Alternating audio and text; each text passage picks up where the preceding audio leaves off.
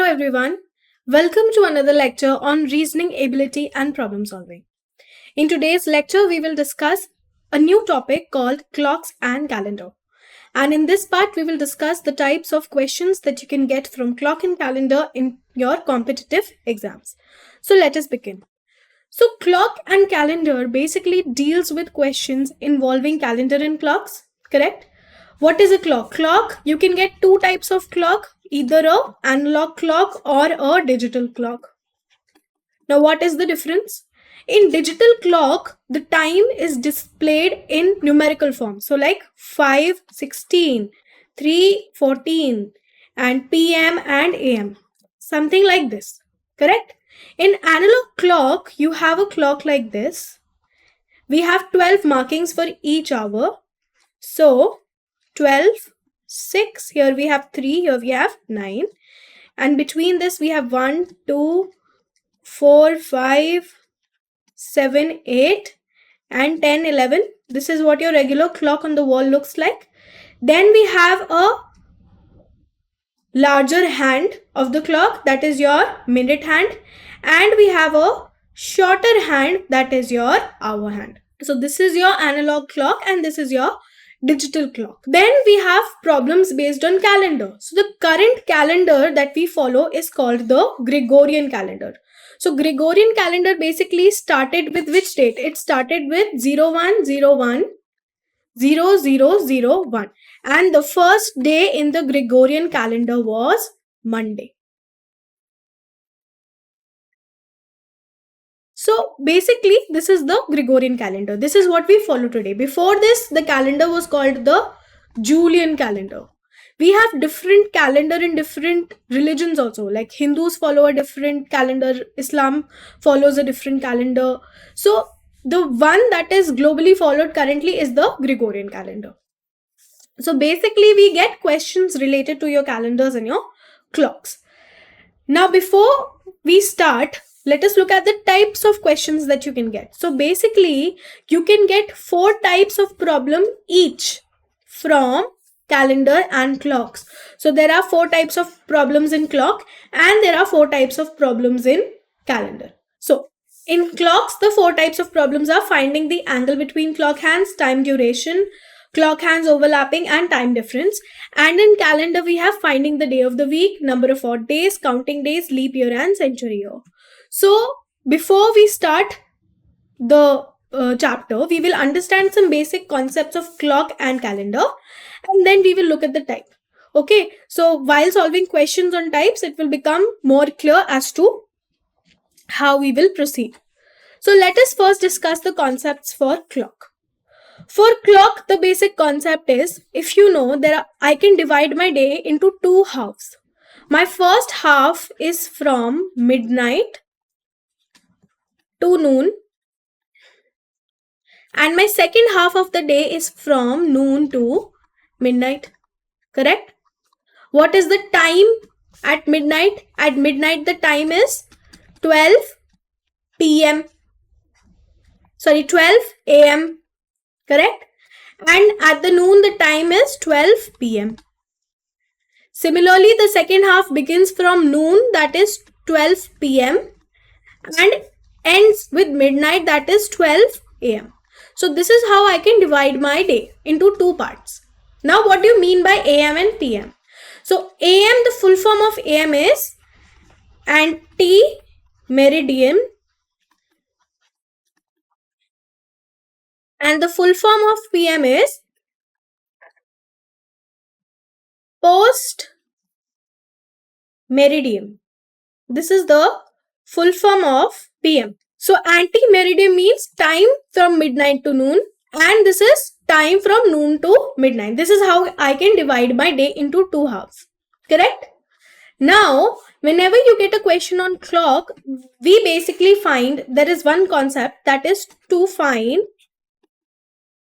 the angle between the minute and the hour hand. This is a very common question. Okay, and for this we have a particular formula that we will discuss today. So let me say the angle is represented by a theta. This is the symbol for a theta, correct? So I can say that angle equals to 11 by 2 into how many minutes it has passed, minus 30 into how many hours it has passed. Okay, this can be written as how much? This is 11 by 2m equals to 30m. If I take 11 by 2m this side, equals to 30h plus minus theta. Angle is theta. So this is 11 by 2m equals to 30h plus minus theta. And we have to find the theta. So this is the equation that you use in most questions to find the angle between the hour hand and the minute hand. This formula is very important for your clocks. Okay. Why plus minus theta?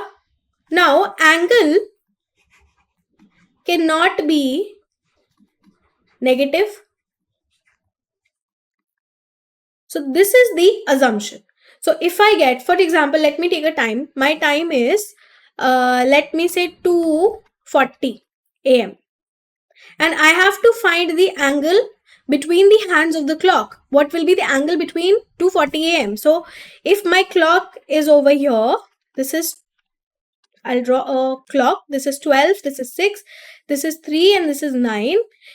1 and 2. So 2, that this is the center of the clock. The hour hand will look something like this, and 40 will mean this will be 8 and this will be 7. 40 will mean that this hand will be looking something like this, correct? And we have to find the angle between these two hands, that is the hour hand and the minute hand. So we have a formula which is 11 by 2m equals to 30h plus minus theta. So let me solve. So 11 by 2, how many minutes? 40. Equals to 30 into how many hours? 2 plus minus theta. So this will be 20. 20 into 11 will be 220 equals to 60 plus minus theta. So what will be the value of theta? It will be 220 minus 60, which is equals to how much? This will be 220 minus 60. You will get 6 over here. This will be 1. This will be 12. This will be 6. 160 degrees. So theta will be equal to 160 degree. This is the 160 degree angle. Okay. So this is a formula that is widely used in your clock type of question. So this concept should be clear for clocks type of question. Over here we got theta positive. In case you get theta negative, you have to ignore that. Okay. So let us start by discussing the types. So type number 1, finding the angle between clock hands. So for this we discuss the formula, that is 11 by 2m equals to 30 into h plus minus theta. Correct? This is what we discussed. Now, what is the angle between the hour and minute hands of a clock at 3:15? So we'll simply put this in the formula. In the formula, it will be 11 by 2 minute hands is at 15 equals to 30 into hour hands is at 3 plus minus 3 theta. So this will be how much? This will be 7.5. Now if you have to multiply anything by 11, I have told you a short trick. So just assume this is 75 and not 7.5. So whenever you have to multiply anything by 11, first we write the unit digit, that is 5. Then we add these digits, 7 plus 5, that is 12. So 1 will be carried over here. And then we will write 7 plus 1, that is 8. And the decimal was after one digit. So decimal would be here. So 11 into 7.5 will give me 82.5. So it will be 82.5 equals to 90 plus minus theta. So theta will be 82.5 minus 90, which is equals to how much? 7.5, negative. But we ignore this negative sign, correct? We ignore. We have discussed this. Angle cannot be negative. So our answer will be option number 4, 7.5 degrees. Clear? Type 2 is your time duration. Basically, we are given 2 times. In this, we have, if you look at the question, if an event starts at 2:15 p.m. and ends at 4:45 p.m., we have to find the duration of the event in hours and minutes. So basically, we are given 2 times and we have to find the difference. Now we will write the later. This is the later time and this is the earlier time. So as I said, my day begins with midnight, then proceeds to noon, and then again ends at midnight. So this is how I logically follow the order. So this time will be earlier than this time. Clear?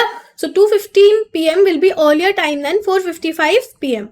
So I will write my later time, that is 4:55, and I will subtract my earlier time, that is 2:15. So it will be 0, it will be 3, and this will be 2.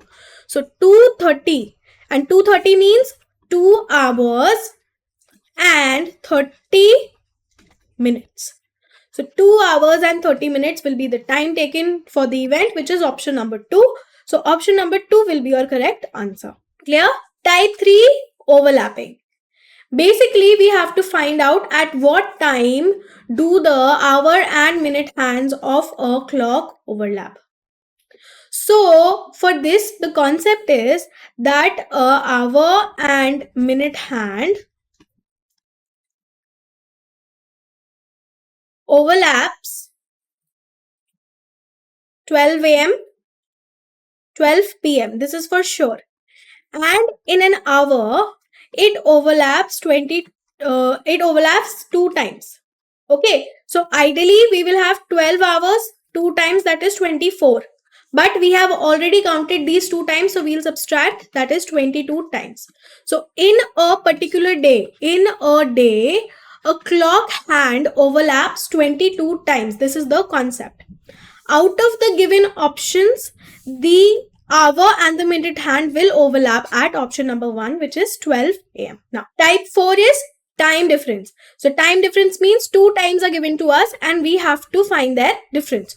So if it is currently 2:30 p.m., we have to find the time. It will be after 4 hours and 45 minutes. So basically 2:30, I am adding 4 hours and 45 minutes. So if I add here, I'll get 75 and 6 hours and 75 minutes. Now 75 minutes can be written as 60 minutes plus 15 minutes. 16 minutes means 1 hour. So it will be 7 hours and 7 and 15. And the time is PM. So PM.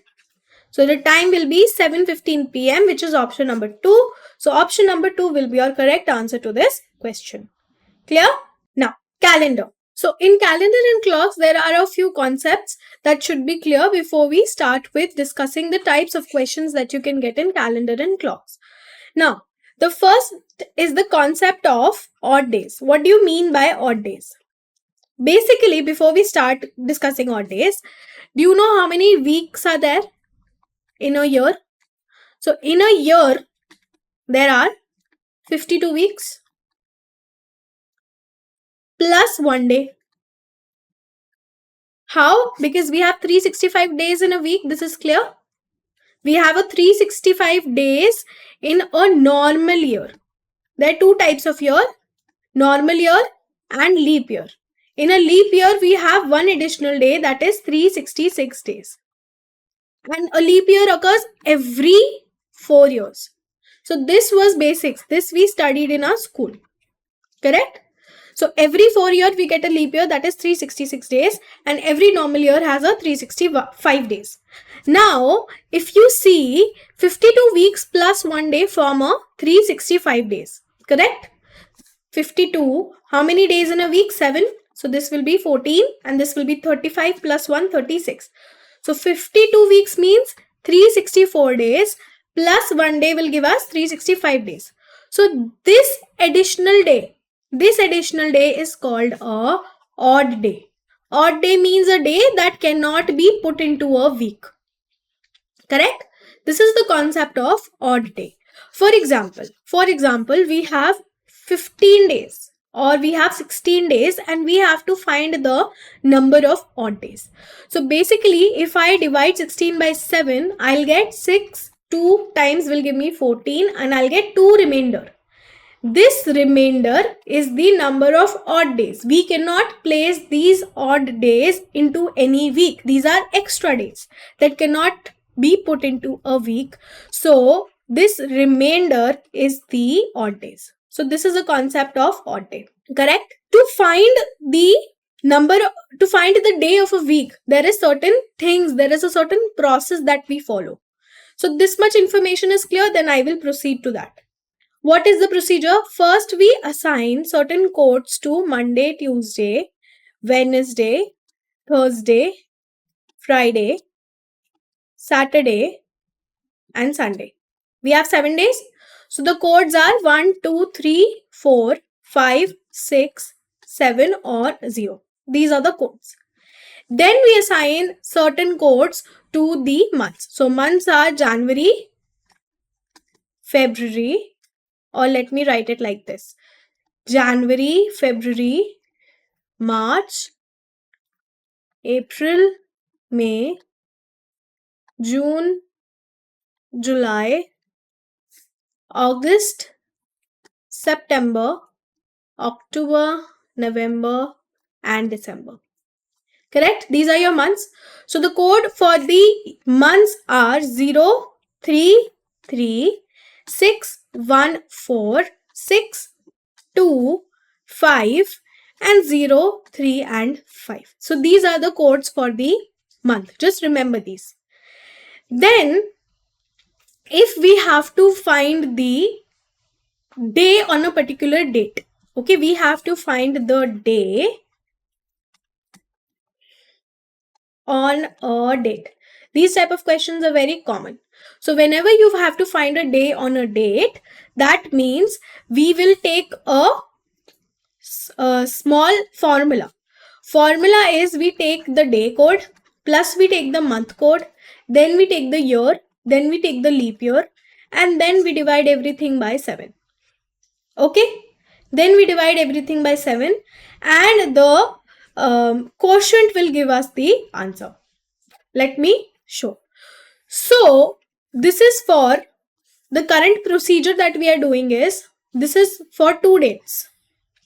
First days lies between 1900 to 1999 and the second days lie between 2000 and 2099. For these 2 centuries, how many years are there in a century? In a century we have 100 years. Centuries concept also we'll discuss later. So this much information you should know. These are the codes and these are the codes. This you should write somewhere. Okay, and this is the formula. Now, let us take a random date. So my random date is, let's say, 26 January 1950. This is my random date. So first I'll take the date. The date is 26. Correct? Then I'll take the month code. The month code is 0. Then I'll take the year. Year we'll take just the last 2 digits, that is 50. And then I'll take the leap year. So how do we calculate the leap year? Leap year basically means you take these last 2 digits, that is 50, and I will divide 50 by 4. So 4, 1 will be giving me 1, and here I'll get 0. 4, 2 will give me 8. This will be the remainder. So in these 50 years, 12 are the leap years. So I'll write my leap year over here and I'll divide everything by 7. Clear? This much is clear? Now, so on adding, how much we'll get? 26, 50 and 12. This will be 8. This will be 8. 88. So I'll get 88 divided by 7. And when I divide 88 by 7, the 14, 4. 4 will be my remainder. And remainder means number of odd days. So 4 means the code for 4 is Thursday. So on 26 January 1950, the day was Thursday. Clear? So basically, we took the code day of date, date. Then we took the code of months. These are the code of months. Then we took the last digit of the year. Then we divided the last digit of the year by 4 to get the number of leap years. And then we divided everything by 7 to get the remainder. And remainder is the corresponding code for the day, which is Thursday. This is for 26 January 1950. Now let us take another date. So let us take the date to be, okay. So the date is 16 September 2023. This is the date. Okay. We will follow the same procedure for these years also. 2023 will come between these years, this century. So we'll follow the same procedure, but we'll change it a little. So I'll take 16 plus the code for September, which is 5. This will remain same. Then instead of taking 23, I'll take 123. How do I get 123? Basically, I subtracted 1900 from 23. 123. So basically, just one step is being added, that we will subtract 1900 from the year. Earlier, we took the last 2 digits of the year in this particular century. In this particular century, we'll simply just subtract the year by 1900. So I'll get 123.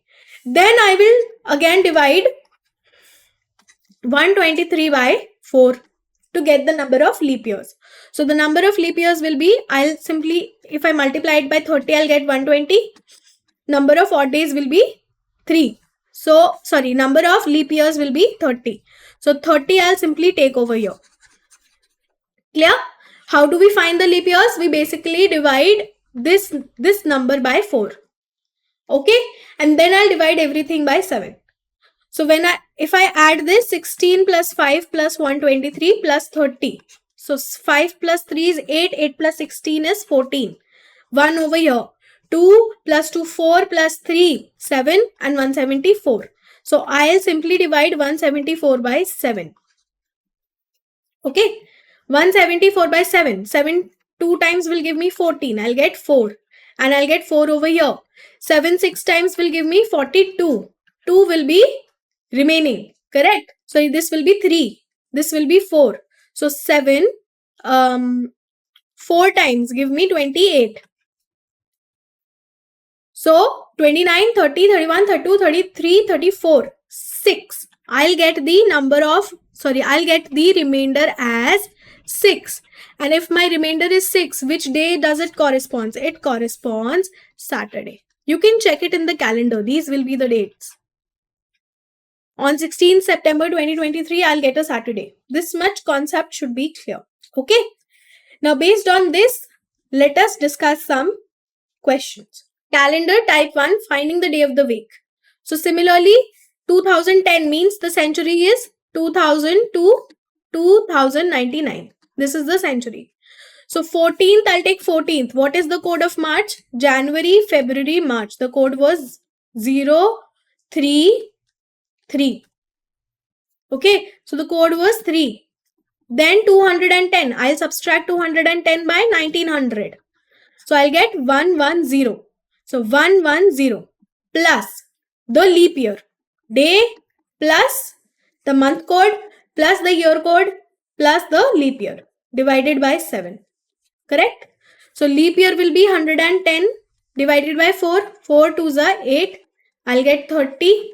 And I'll get over here what? 7 4s are 28. So I'll get 2. So 27 will be the leap years. I'll add this and divide it by 7. So if I add this, 14 plus 3 plus 110 and 27. 7 plus 3 is 10 plus 4, 14. Correct?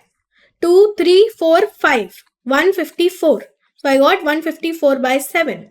So if I divide 154 by 7, 7 2 times will give me 14. That is 1. And this will be here. And I'll get 2 times 14. So I'll get 0 as remainder. So if my remainder is 0, what will be the code for the day? For the week, for Sunday, the code is 7 and 0. So our answer will be Sunday, which is option number 1. So option number 1 will be the correct answer. Clear? This is for this particular century. And for the other century, that was 1900 to 1999, what would we have done? This step, this additional step would not be there. Just one step difference. Everything else remains the same. Number of odd days. Easy. We have already discussed what are odd days. So how many odd days are there in a non-leap year? So in a leap year, how many days are there? 366. And in a non-leap year, how many days are there? We have already discussed 365. So 365 means 52 weeks plus 1 day, and leap year means 52 weeks plus 2 days. Okay. So in a non-leap year, we have only 1 odd day, and in a leap year, we have 2 odd days. So in the question, we have to answer for non-leap year. So we will have 1 odd day. So answer will be option number 1, 1. Okay. Then type 3 counting days. If today is Monday, what day of the week will it be for? 63 days from now. So the first thing we will do is we will calculate the number of odd days. Okay. So if I calculate the number of odd days, I have to divide 63 by 7. Correct?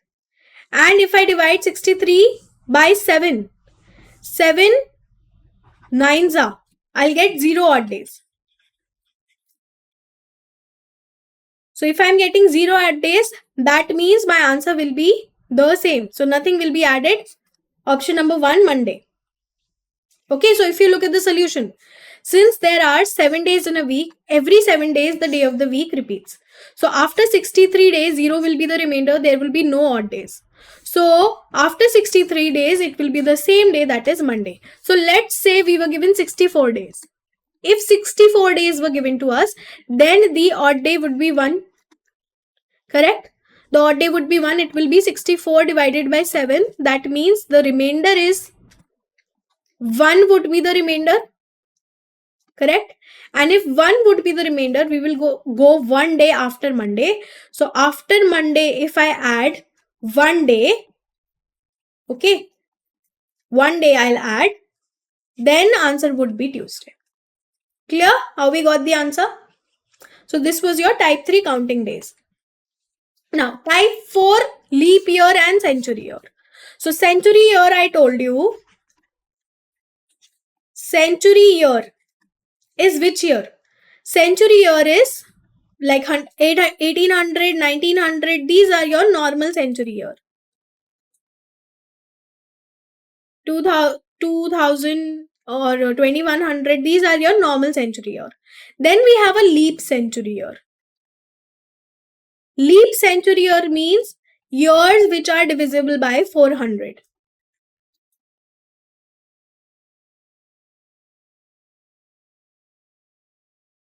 So leap century years which are divisible by 400. So 2000 is one such number which is divisible by 400. 1800 is not divisible, 1900 is not divisible, and 2100 is not divisible by 400. So the leap year in this question will be option number 1. Clear? So a century years occurs is a leap year if it is divisible by 400. It should be divisible by 400. And 2000 is divisible by 400. Therefore, it is a leap year. Okay? Correct? So these are the types of questions you can get from clocks and calendars, and we have discussed some few concepts today as well. In the next few lectures, we will discuss more questions, so your concepts will get a little strong and you would be able to answer these questions more easily. So this concludes today's lecture. Thank you.